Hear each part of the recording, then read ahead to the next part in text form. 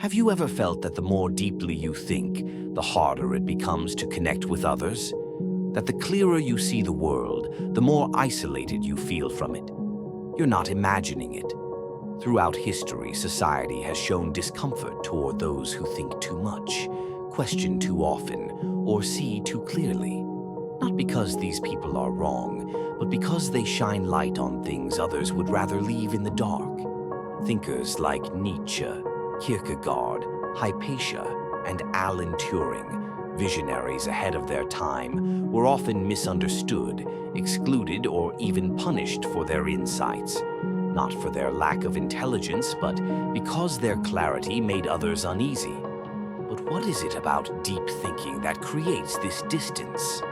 The answer lies not just in intellect, but in psychology, how the human mind responds to those who break the mold. Picture this. When we meet someone physically stronger, we admire them. When we see someone wealthy, we may feel envy, but also inspiration.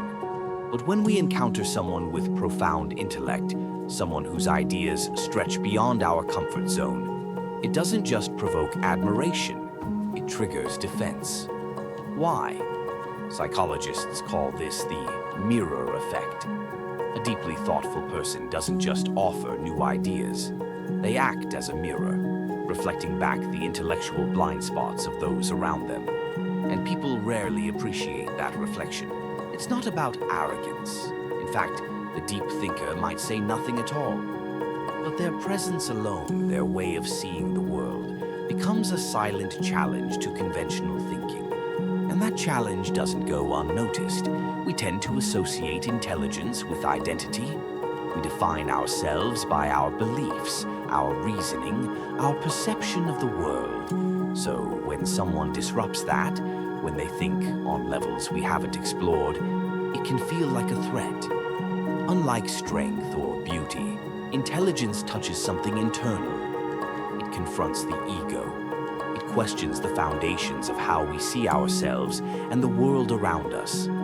This is why deep thinkers are often resisted more than revered. Now consider this.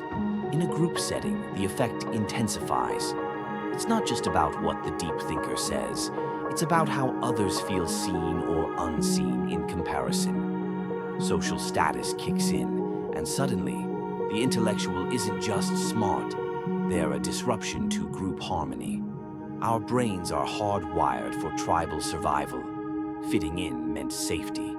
Standing out, especially by thinking differently, meant risk.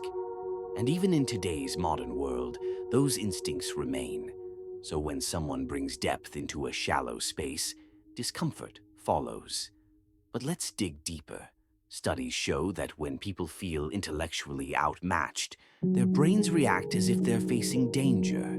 The amygdala, the part of the brain that triggers fear, lights up. It doesn't differentiate between a physical threat and a psychological one. So intelligence, paradoxically, can trigger the same fight or flight response as a predator. This isn't just theory, it's neuroscience.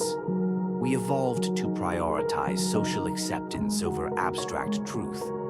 Most of human history was about survival, not contemplation. Being liked mattered more than being right. Harmony was more valuable than insight.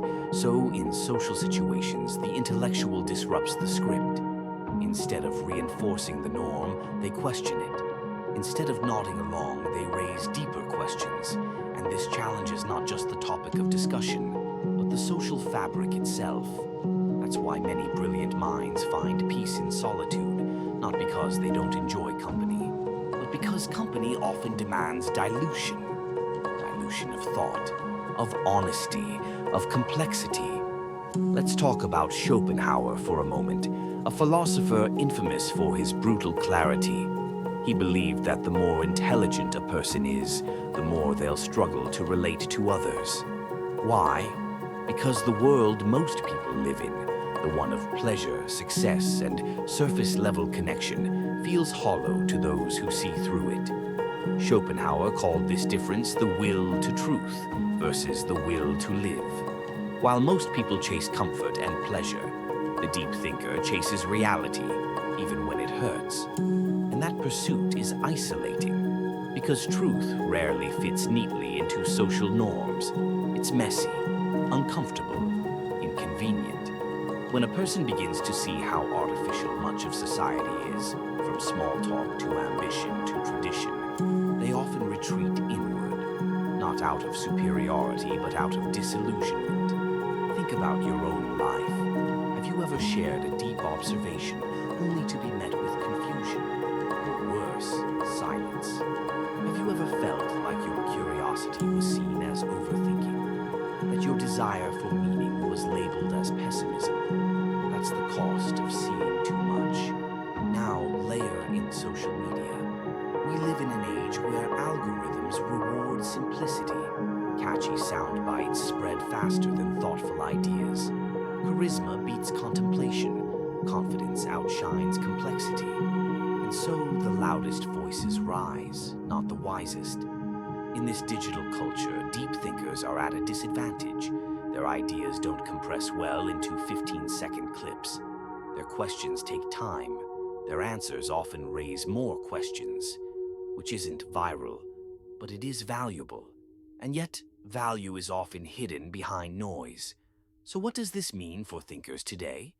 It means that the loneliness you might feel isn't a flaw, it's a signal. It means you see things that others don't, and that clarity can be heavy.